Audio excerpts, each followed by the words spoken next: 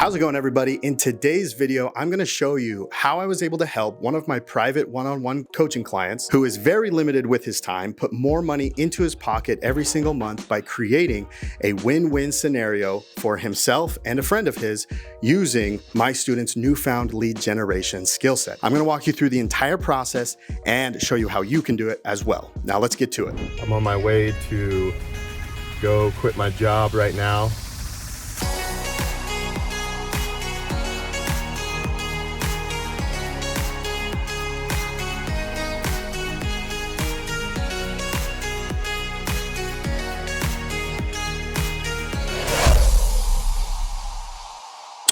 All right, guys, so welcome back. Now, as we jump right in, I want to give you a little backstory about my student and some of the things that we are working on before we go over the computer and I start showing you the screen share of how to do all this stuff, okay? So my student's name is Cody, and he is a private one-on-one coaching client. And when we first started working together, we started brainstorming all the different ideas that we could do to get his lead gen business off the ground. Now, when I start working with people one-on-one, I like to get to know them. So Cody is a middle school teacher and he teaches cybersecurity to middle school students. Awesome. And his wife's a teacher as well. They don't have any kids, but they love to travel and go all around the country and all that good stuff. And he's also an intramural sports coach, so he doesn't have a ton of hours after school either to spend a bunch of extra time building his lead gen business. So with that being said, we had to get kind of constructive on how we came up with a good strategy for him to execute on so that he could turn it into a success. The nice thing for Cody is that him and I are working one-on-one together, right? And so what that allows us to do is work at a much deeper level, and I can actually help him with the implementation as well. So what we did is we started brainstorming and we came up with two good options. The first option is more of the typical lead gen, rank and rent digital real estate method, where we build out a bunch of lead gen assets in a bunch of different areas.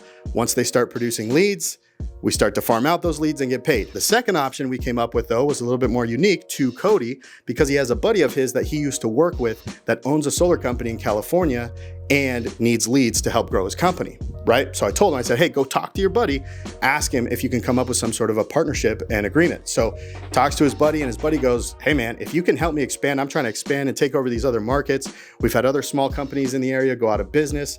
I'm still in business, I'm looking to take over. A nice thing for Cody as well is that I actually used to be the VP of sales and marketing for a solar company, which gives me a lot of additional background and history to be able to help him with his lead generation, right? Now, the solar industry has faced a couple of major difficulties this last year. The first one is that inflation's going up like crazy.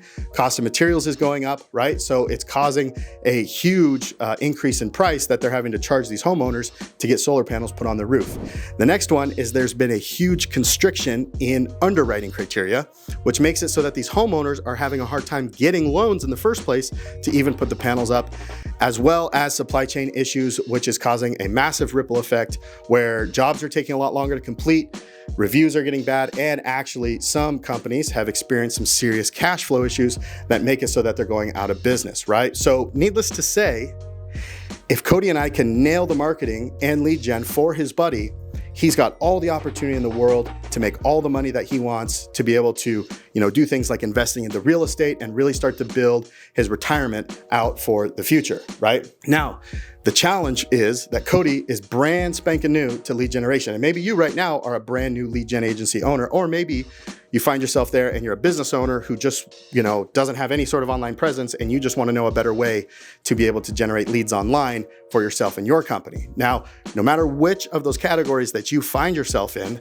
I'm going to show you today what we did for Cody and his buddy and how you can do it as well, whether you're an agency owner doing it for clients or you're a business owner doing it for yourself. Let's go ahead and go over to the computer and see exactly what we want to do and how you guys can do it as well. Just kidding, guys. All right, before we do go to the computer, I want to walk through our first step, which is going to be, where we're going to start building out these different lead gen assets, okay? So as you guys probably know, I have kind of this three-step framework that I've started transitioning to with this more like multi-channel omnipresence strategy that I teach to my students and other business owners that want me to teach them. And the first step of the strategy is we want to set up all the assets that are going to be able to capture us hot leads. These are people who are already down the bottom of our buying funnel, who are already in the market and are already pretty much, 70, 80% is the statistic, sold on our product or service, right? So we want to set up assets to be able to capture those. Then we move to building out brand presence. Then we move up to omnipresence, okay?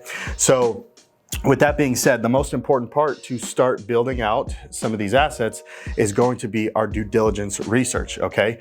So 4 big things that we're gonna be looking at is population, okay? Now that doesn't always tell us the full story, and there's no concrete saying, hey, if it's this population, do it, and if it's this population, don't, okay? So we gotta take into account all of the different pieces of research that we do in our due diligence process. The next one's gonna be search volume. Again, this sometimes tells us a story and doesn't always, so I'm gonna go over the details of that. We wanna look at keyword difficulty percentage. Basically, that is a metric that, some of these tools that I'll show you how to use in order to identify how difficult it's gonna be to rank for a keyword. And then also we wanna look at cost per click so that when we do start to work our way up that buying funnel, right, over here, that we know what we're going to be looking at when we want to go set up those assets for things like Google Ads. And you can also delve deeper into other paid advertising methods as well and look at the competitors, see what it is that they're doing, and find the gaps where you'll be able to fill to capture those hot leads. So now let's go over to the computer and I'll show you how to do this. Now, obviously this is blurred out right now for you guys, mainly because I don't want to create unnecessary competition for my students. And so I will just kind of narrate what is happening kind of on the screen for you. All right, guys, so the first thing that I did with Cody to walk him through, okay, we needed to figure out where his friend's company was already established and generating leads from, and then where they wanted to expand into a new market, right? And I do this with clients all the time as well, where I'm doing it with a roofing company right now where they say, okay, we want to expand into these other markets, and then we come up with that strategy to go in there. And so that's going to be a little bit of a rundown. So over here, where my mouse is in the upper right hand corner, these are kind of the foothills where the company is currently established, and they actually do have a current website that a web designer built, not necessarily an SEO professional, but these keywords up here for people when they're searching for the solar service in these areas. They are one of the only companies that has a decent website there, and so they generate a decent amount of traffic in these foothill areas. So now the goal is to come over into some of these larger cities over here on the left hand side and to gradually expand and capture market share there. As I mentioned before, the solar industry has seen a ton of difficulty over the last year. And so there's been a lot of companies that targeted these bigger areas that have gone out of business, which provides a good opportunity for Cody's friend's solar business to expand deeper. Okay, and so what we came up with was we wanted to look at this city, we'll call this city A, which has a much larger population. And then this city right here, which is kind of on the outskirts, but still a decently sized enough city to potentially generate some leads. And so we wanted to see, okay, do we have to start targeting and build our assets that are going to capture these hot leads in the more competitive area, or do we want, or is it possible that we could start on the lower side? And I want to show you kind of some of that research that we did. So here you can see this is population of city A. It's 218,000 as of 2021. I'm sure it's very similar now. And this is the population of city B, okay? City B is about 1/10 of the size at 23,000, okay? Now, typically my recommendation is to stick between 40 and 400,000 on the population. Now, obviously this is almost half of my lowest recommendation. And so people or students or people have asked me before, like, well, hey, Zach, like this is significantly lower. Is it still okay? The rule is yes, absolutely. It's okay to go into a population like this, but this isn't the only thing that we look at in order to decide whether we want to dive into it or not. So now let's go ahead and go over to Keyword Planner. As you can see, I've got my 2 kind of major keywords that would, what I consider to display the intent of wanting to buy a residential solar system or a commercial solar system with solar installer or solar contractor, okay? And you can see this is city A. Well, obviously it's blurred out, but this is the metrics for city A. So you can see my average monthly searches here, 10, Tesla Solar is 50. People look up cost all the time, installers, companies, et cetera, et cetera. You can see the 3 month change. A lot of these go negative around the holidays, and so as of the time of this making this video, this is totally normal to see this 3-month change. We do like to look at the year-over-year change, and preferably stay away from keywords that, if they were our main keywords up here, if we were seeing a drastic decline there on the year-over-year, we would definitely want to take that into consideration when making our decision on where we wanted to build these assets. And you can kind of see the ebbs and flows with this particular city. Now, what I'll do is I'll go in and take out that main city, and let's do the smaller city and see if our metrics change very much. Okay, so this is what I wanted to show you guys, and this is what we came across. This is the city that is literally 1/10 of the size of city A. The competition is virtually not even there, right? 3-month change, obviously, like I said, that's going to be normal around the holiday season anyway, but we're still getting the same amount of monthly searches in city B, which is the one that is much smaller. Now let's go and cross-reference inside of SEMrush. So here you can see this is solar city A, and we can see the global volume is really bizarre that there's all these countries looking up this search term, but in the US it's 30, okay? And the keyword difficulty is 17. Now my general recommendation, if you're using SEMrush to look up KD percentage, which is keyword difficulty percentage, is to, especially if you're brand new, stick at 5 to 10 or below. If you're wanting to rank something relatively quickly and start generating those hot leads relatively quickly, okay? Let's go ahead and add in an additional, two additional words, I guess, to our keyword phrase here, which is now solar companies in city A. Similar volume, the keyword difficulty drops by a little bit, global volume obviously drops a lot. And then let's go ahead and look at, this is solar in, solar city B, okay? And obviously, I know you guys can't see this right now, it's blurred out, but you always need to use the state identifier as well in order to get an accurate estimate of the search volume. So here you can see we've only dipped by 20 according to SEMrush's standards, which of course none of these tools are exactly accurate with their data, but it just, again, it gives us a decent idea. But this is the thing that I really wanted to point out.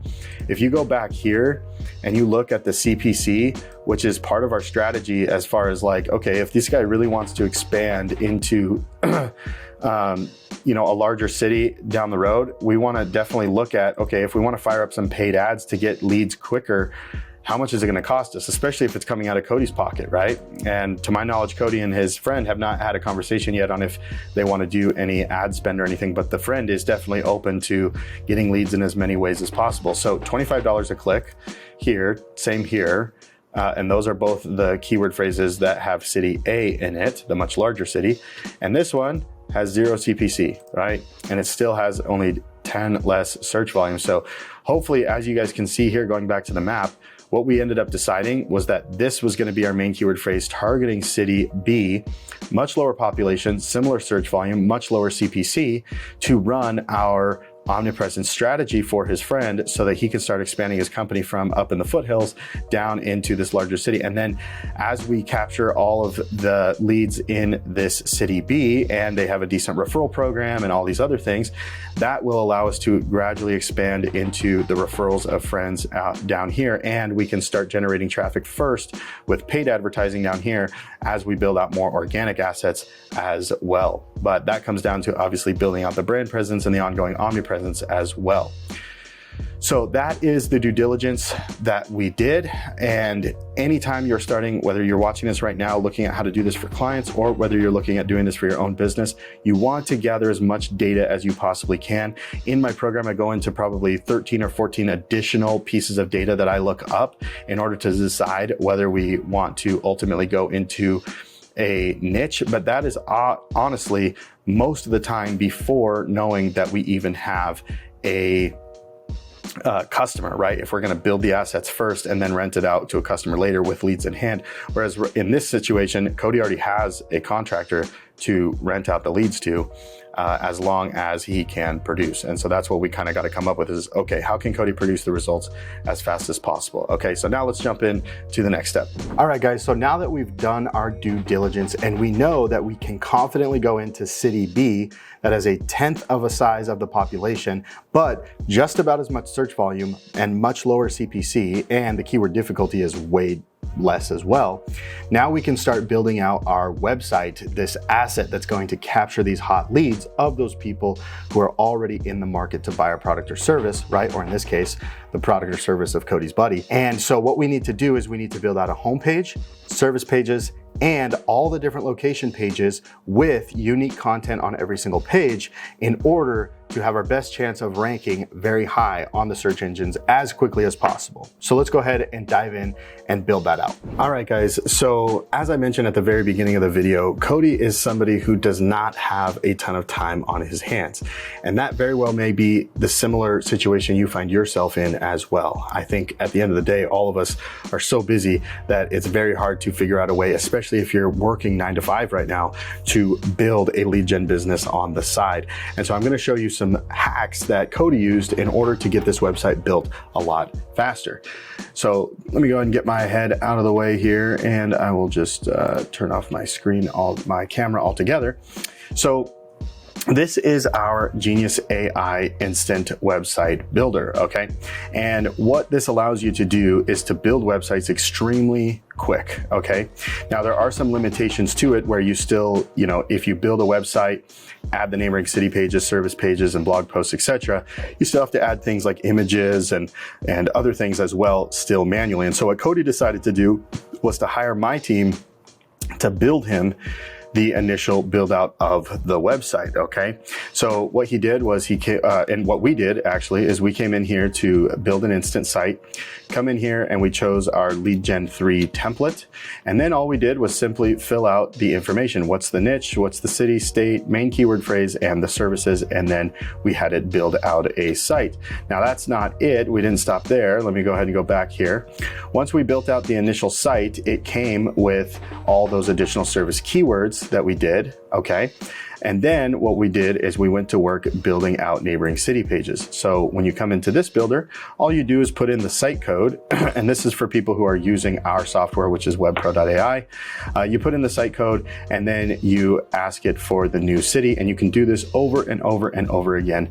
And let me go ahead and show you what the finished product is. Now this is before I did make a duplicate of before we ended up customizing it for the company that he's working with. So there's no phone number here or anything like that. But I want to show you when you open the pages panel here on the left-hand side, you can see this took us literally a few days of turnaround time for Cody. And as far as the actual initial site structure and content and everything, it was very quick. And then what we had to do was go through, you still do need to edit some of the content. So we, because he hired our team to do it, we went in here and we edited the content to make it a little bit better. But as you can see here, we have all of the different service keywords that he is going to add onto his thing. So we're going to start ranking for those keywords. But then if you look at this, areas we serve, look at this, there's actually 23 total cities that we were able to add in, again, maybe a day's work or so. And that way we were able to get this thing fully chalked up and ready to go so that he could publish it and start it ranking, okay?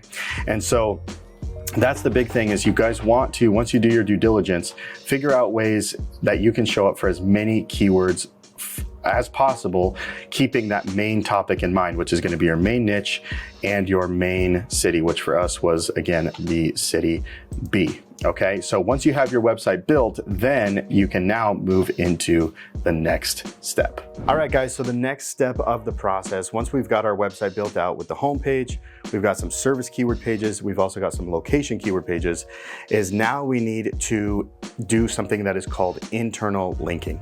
And the purpose of internal linking is to give the Google bot that comes and crawls these pages to understand the context and the relevance, and basically just tries to understand what our service pages are about, what our company is about, what we offer, and starts to piece together where we should be in the rankings inside of their index.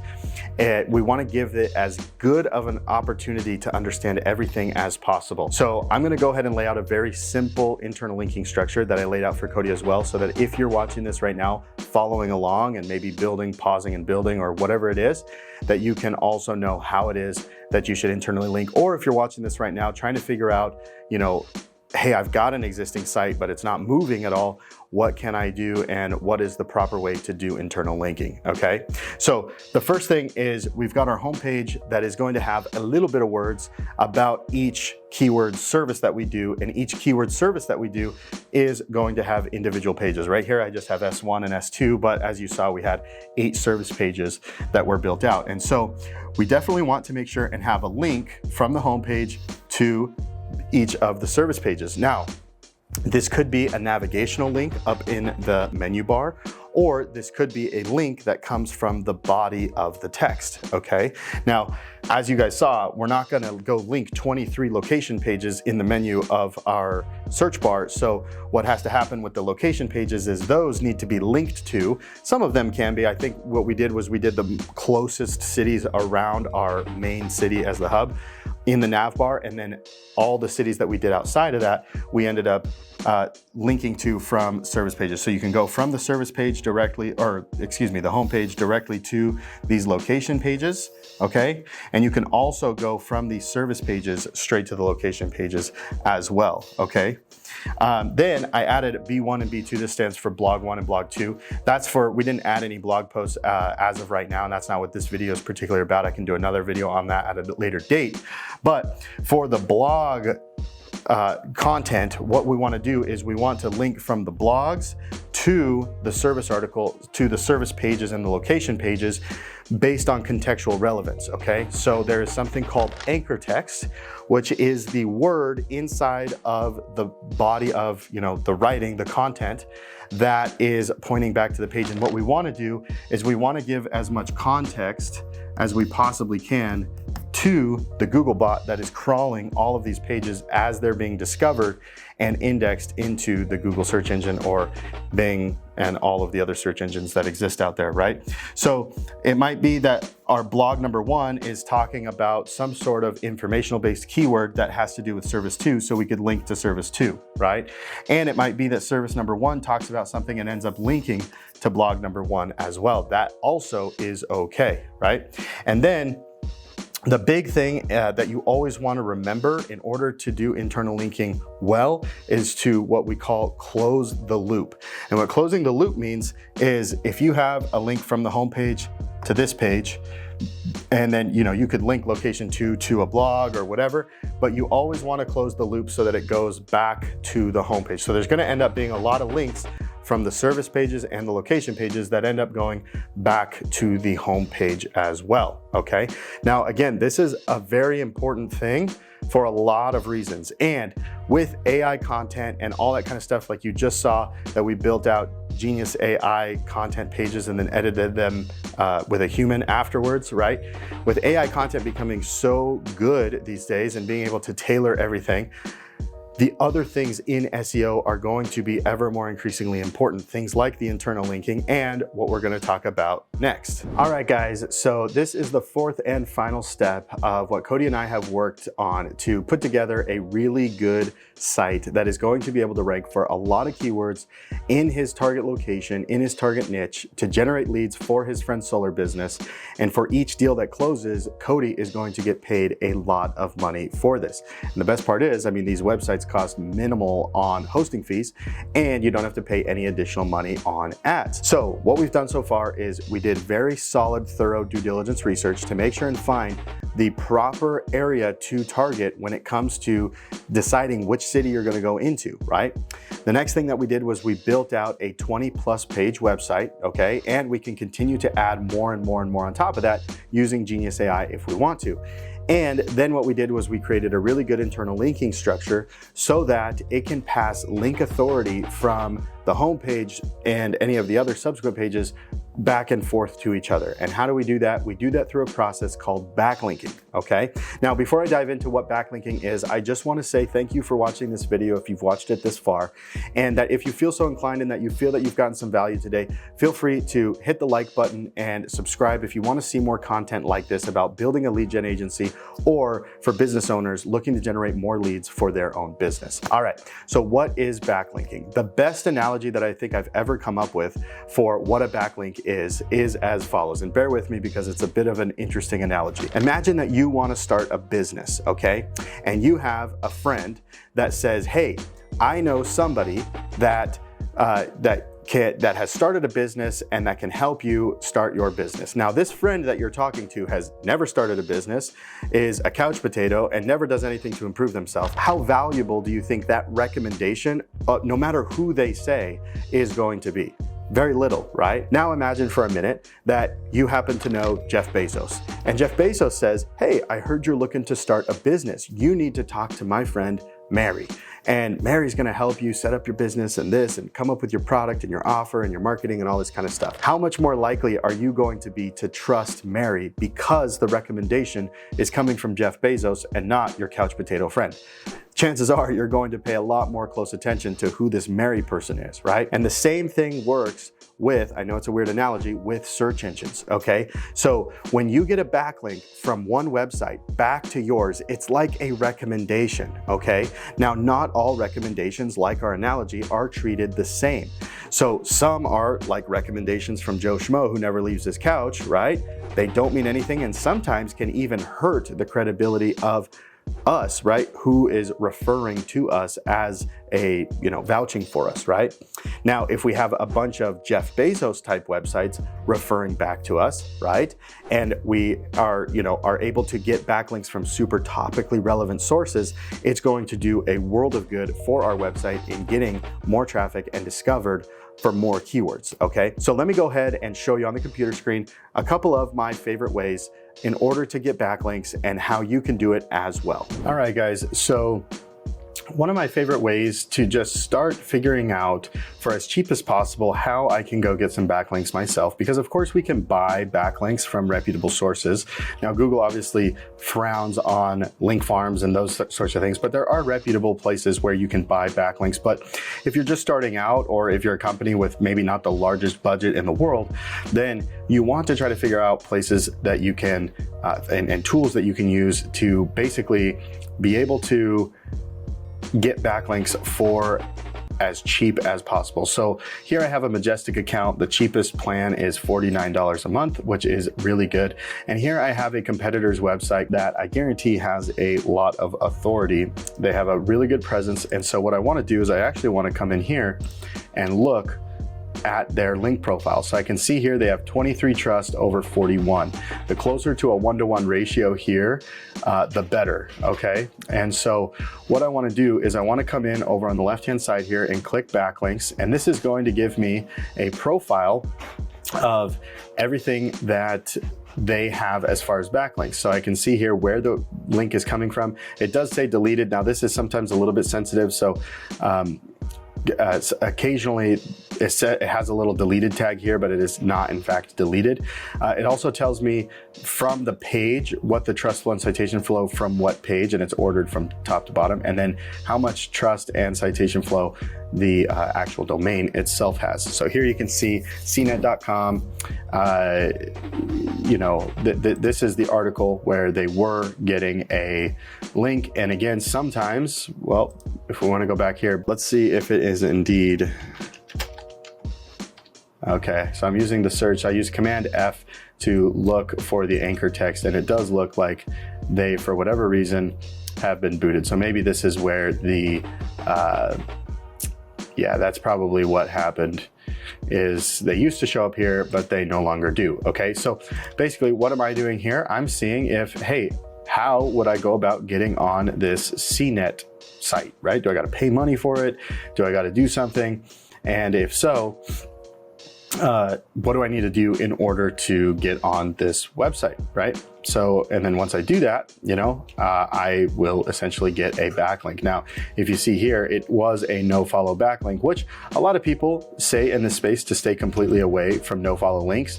But at the end of the day, I found that it doesn't really matter, and it almost helps to have a little bit of no follow and obviously distinct do follow links as well, right? So what you can do is you can come down here and see, are there opportunities to get links here? Okay, so is it there? So there's the link right there, and it's linking back to it, right? And I don't know if there's a place.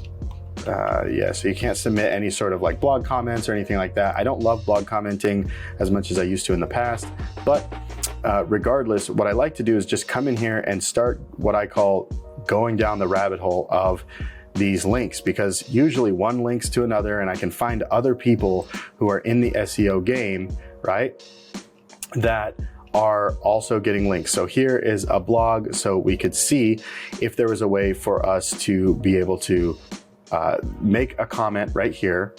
It looks like we do need to log in, and so we'd have to create an account. We could log in and then give ourselves a link. Hey, you know, say whatever. Now this is SunPower. I don't know if they would end up allowing a link to stay on their blog for a long time, but you never know. Sometimes they can add enough juice to be able to get your website moving in the right direction. You may end up losing it down the road. That's what I don't love about blog comments. But this is a great way. I love finding directory sites because they can also count as citations if you do have an address for a Google Business Profile. But at the end of the day, you know, I call this going down the rabbit hole, where you can go here and you can see other companies, right? So Efficiency First, Epic Homes. And so what do I mean by finding other companies? So other websites, so like Energy Sage or Solar Reviews. I want to try to find, let's see, Participating Solar Contractor. That's a government website. You see in the bottom left-hand corner. Let's see here, Participating Solar Contractor. Nope, that's the same government website. I'm trying to find an example here. Basically, wherever like another solar company might be found, and then we can look at their link profile. Okay, so you just scroll through here. This looks like maybe a PBN. Just a warning on PBNs as well. I know some other people swear by them. They can get you into a lot of trouble if you start renting out your assets and you're generating a lot of traffic. If Google catches on to PBNs, your traffic could go to zero very quickly, and you could get kind of a slap on the wrist by them, if you will, a figurative slap on the wrist, by dropping your ranking significantly. So be careful if you're going to play in the game of PBNs. Okay, so anyways, do this to find your backlinks and you will be set up in good shape. And there you have it, folks. That is how we took a busy middle school teacher who's also the intramural sports coach with extremely limited times on his hands and turned him into a confident and profitable, most importantly, lead generator. Those are the 4 steps that we use to create Cody a powerful website that has already begun to start pulling in leads every month, which means money in his pocket for him and his wife to enjoy and to travel the world with. I want to express that although these 4 steps might seem super easy and like just easy breezy when it comes to building out instant sites, there's a lot of work that needs to be done in order to refine and to continue to make this asset that is capturing those hot leads as optimized as possible to continue to do so. Cody's going to go and get more and more backlinks as time goes on. And next is the step that we are going to build out the rest of the system, including Google Ads expert mode campaigns, so we can start getting super cheap clicks and leads that way, and also be able to retarget website visitors on Facebook and TikTok, and basically implement the rest of our multi-channel omnipresence lead gen strategy. If you are interested in anything or any of our help that we have at Goats and Unicorns, and if I can help you in any way, whether you're a business owner or an existing lead gen agency owner or a committed lead gen agency owner that wants to begin but just wants to be able to follow somebody who knows what they're doing, be sure to look in the description below and check out all the different links and free resources and our free group that you can join as well. And with that, I will see you guys in our next video.